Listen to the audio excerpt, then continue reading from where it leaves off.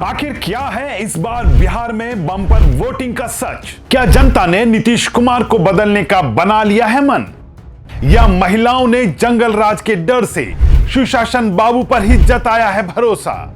और क्या इस बार एक डर ने लोगों को बम्पर वोटिंग के लिए प्रेरित किया है?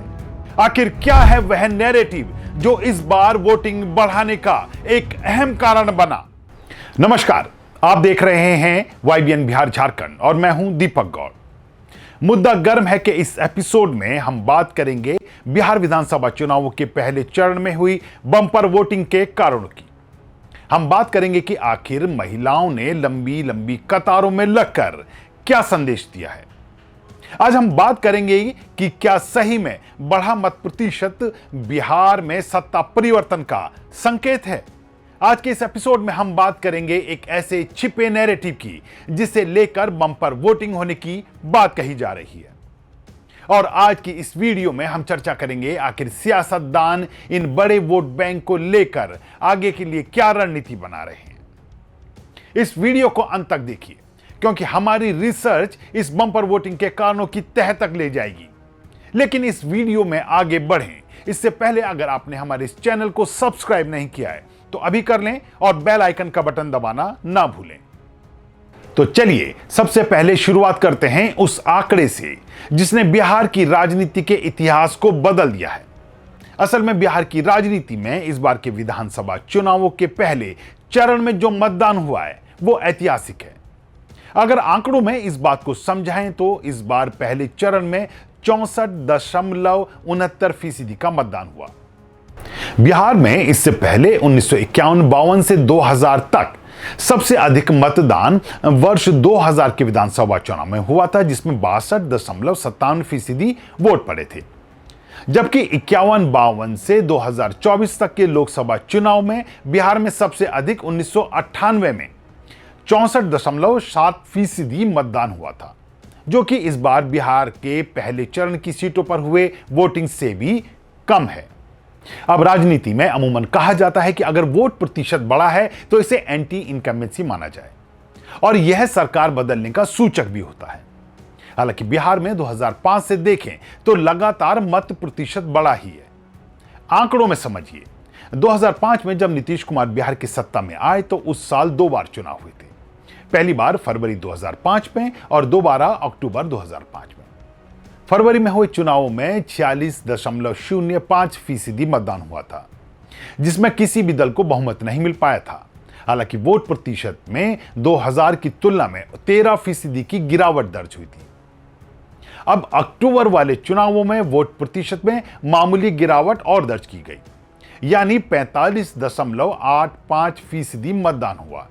लेकिन नीतीश कुमार ने एनडीए के साथ मिलकर सत्ता संभाली। इसके बाद से लगातार वोट प्रतिशत बढ़ता गया और हर बार बढ़े मत प्रतिशत ने नीतीश कुमार को सत्ता में बनाए रखा।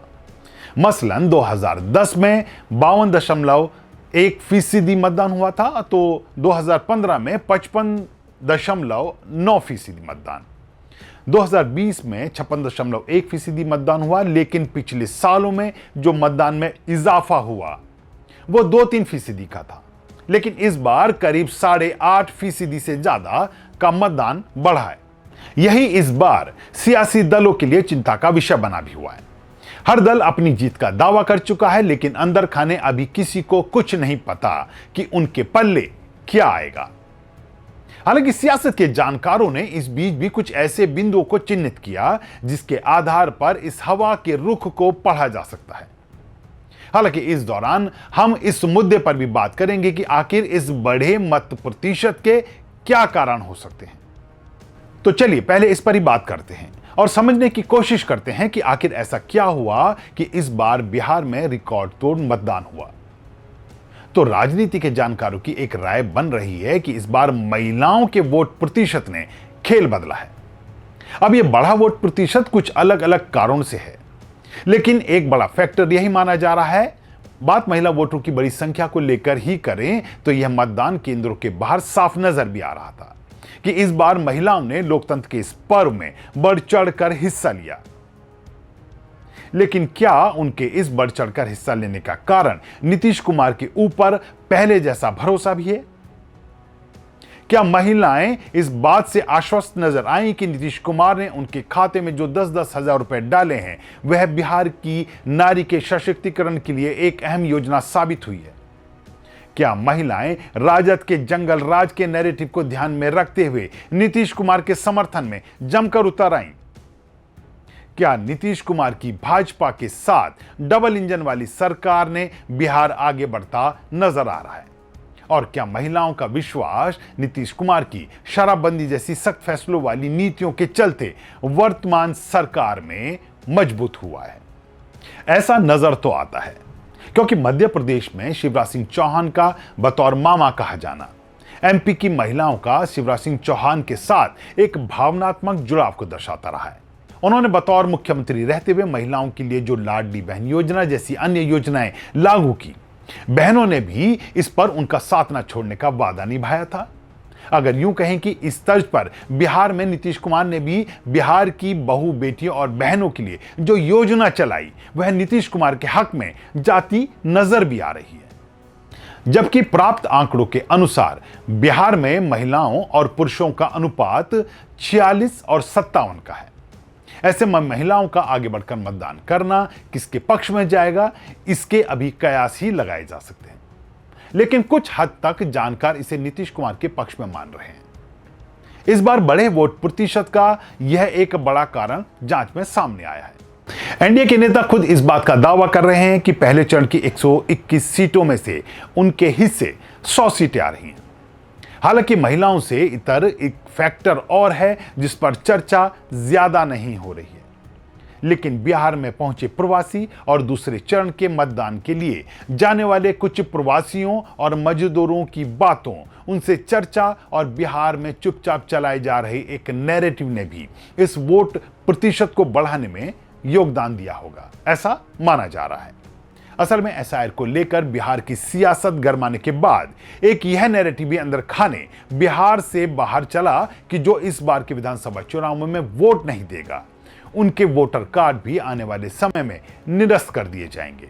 दिल्ली, मुंबई, पंजाब और उत्तर प्रदेश में मजदूरी के लिए आए कुछ प्रवासियों से संपर्क कर इस बारे में जानकारी ली गई तो उनका कहना था कि उन्हें इस बात की सूचना मिली है कि इस बार वोट नहीं दिया तो उनका वोटर अधिकार ही खत्म कर दिया जाएगा। ऐसे में दूसरे राज्यों में और बिहार के दूसरे शहरों में मजदूरी कर रहे लोगों ने अपने विधानसभा क्षेत्र में रहकर वोटिंग में हिस्सा लिया है। एक आंकड़े के अनुसार इस बार करीब 25 लाख पुरुष मतदाता बढ़े हैं। ऐसे में यह बात सामने आई है कि वोट न डालने पर अगली बार ऐसे लोगों का वोटिंग अधिकार खत्म कर दिए जाने के डर ने इस वोटिंग प्रतिशत को बढ़ाने में थोड़ी बहुत मदद तो जरूर की है। इसके साथ ही इस बार पहली बार वोट करने वाले मतदाताओं की संख्या में भी इजाफा नजर आया। चुनाव आयोग की ओर से जारी आंकड़ों के अनुसार इस बार 18 से 19 साल के करीब 14,01,000 नए वोटरों ने खुद को एनरोल किया था, यानी वो वोट देने का अधिकार पाए थे। इस बार चुनावों में मतदान केंद्रों के बाहर बड़ी संख्या में इन युवाओं को देखा भी गया, जो इस वोटिंग प्रतिशत के बढ़ने में सहायक सिद्ध हुए। इसके साथ ही एक अहम कारण यह भी रहा कि इस बार एसआईआर के चलते बिहार की मतदाता सूची में जुड़े ऐसे 65,64,000 वोटरों के नाम वोटिंग लिस्ट से हटाए गए जो दूसरे राज्यों में भी वोटर बने हुए थे, लेकिन उन्होंने यहां अपना नाम नहीं कटवाया था। या कई वोटर ऐसे थे जो मतदाता सूची में थे लेकिन उनकी मृत्यु हो चुकी थी, या वह थे जो अवैध प्रवासी के तौर पर यहां रह रहे थे, या वो लोग जिनका नाम तो मतदाता सूची में था लेकिन उनका कोई वजूद नहीं मिला। ऐसे लोगों को मतदाता सूची से हटाए जाने के चलते भी ऐसे लोगों का मत प्रतिशत कम हुआ जो मतदान नहीं करते थे। इससे वोट डालने वालों के आंकड़े में इजाफा हुआ। एक तरफ जो लोग थे ही नहीं, उन्होंने मतदाता सूची में वोटर्स का आंकड़ा प्रभावित किया हुआ था, उनके हटने से वोट डालने वालों का आंकड़ा बढ़ गया। दूसरा, पहली बार वोट डालने वालों का आंकड़ा भी बढ़ा हुआ नजर आया और इन सब ने मिलकर इस बार के वोट प्रतिशत में कहीं ना कहीं इजाफा किया है। इन सभी कारणों ने मिलकर वोटिंग परसेंटेज को बढ़ाने में मदद की है। तो चलिए एक बार फिर से वोट परसेंटेज बढ़ने के 10 ऐसे बड़े कारणों को आपके सामने रखते हैं। पहली बार वोट करने वालों की बड़ी संख्या।